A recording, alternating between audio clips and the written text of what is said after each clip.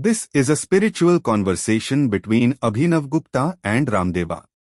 In the mystical valleys of Kashmir, where the Jhelum river flowed like a silent witness to the passage of time, lived Abhinavagupta, the great polymath, mystic, and philosopher of Kashmir Shaivism.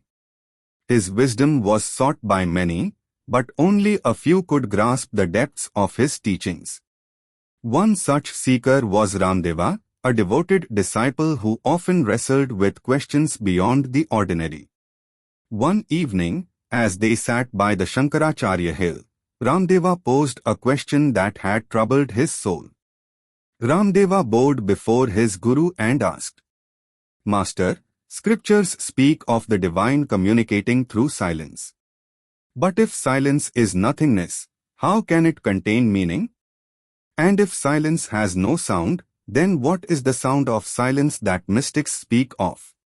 Abhinavagupta looked at the vast sky above, where the last rays of the setting sun painted golden hues across the clouds. He closed his eyes for a moment and then spoke.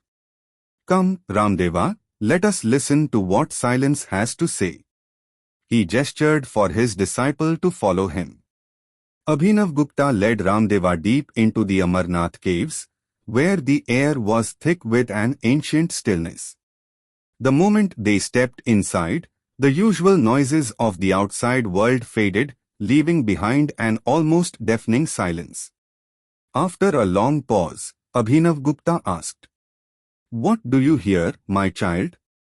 Ramdeva hesitated, then whispered, "Nothing, master. There is no sound here." Abhinavagupta smiled. "Then listen more carefully." Ramdeva closed his eyes and focused. At first, there was indeed nothing. But as moments passed, he began to perceive something, a soft, deep hum that seemed to emerge from within the silence itself. He gasped, "Master, there is a sound in this silence. It is neither outside nor inside me, yet it is everywhere." Abhinavagupta nodded. "That, my child, is the Anahat Nad, the unstruck sound, the eternal vibration of existence. It is not created by the striking of two objects, it simply is. This is the true sound of silence." Still pondering this mystery, Ramdeva and his master walked back towards the Dal lake, where the moon had begun its slow ascent into the sky. The lake was still, its surface reflecting the celestial dance above. Abhinavagupta picked up a small stone and dropped it into the water. The ripples spread outward in perfect circles. "Tell me, Ramdeva, what caused these ripples?" "The stone, master." "And if I had not dropped the stone, the water would remain undisturbed?"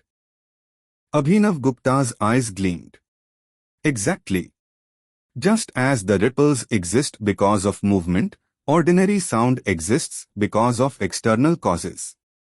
But silence does not require a cause, it is the very fabric upon which all sound rests. The divine speaks not through noise, but through the silent presence that holds all things together." Ramdeva's breath became unsteady. So, silence is not emptiness, it is fullness, beyond sound and beyond words. Abhinavagupta smiled. "Now you understand why the sages do not merely listen to words, they listen to the space between them." Still, one final doubt remained in Ramdeva's heart. "Master, if silence is the true language of the divine, then why do we chant mantras? Why do we need sound at all?" Abhinavagupta turned towards the Himalayan peaks, their grandeur untouched by the ages. "Tell me, child, if you wish to reach the highest peak, can you simply appear there, or must you climb?" "I must climb, master." "And when you reach the summit, do you still need the steps beneath you?" Ramdeva's eyes widened. "No, Guruji. Once I reach, the steps no longer matter." Abhinavagupta placed a hand on his disciple's head. "Mantras, sounds, and words are like the steps of a ladder. They lead you upwards. But once you reach the peak, once you merge into the divine, you will see that it was always silence speaking to you. The chanting was just a way to silence the mind. A deep hush fell between them. And in that silence, Ramdeva felt something he had never felt before, not the absence of sound, but the presence of something far greater. For the first time, Ramdeva understood why sages sat in deep, motionless meditation, not to escape sound, but to merge into the eternal silence that held all sounds within it. He bowed deeply. Master, now I see. Silence is not the absence of sound, it is the eternal witness of all sound. It is the divine itself. Abhinavagupta smiled, his eyes twinkling with the wisdom of ages. Yes, my child. Now, go and listen, not to words, but to the silence behind them. That night, as Ramdeva meditated by the lake, he no longer sought the sound of silence, he simply became it. Moral of the story. Silence is not emptiness.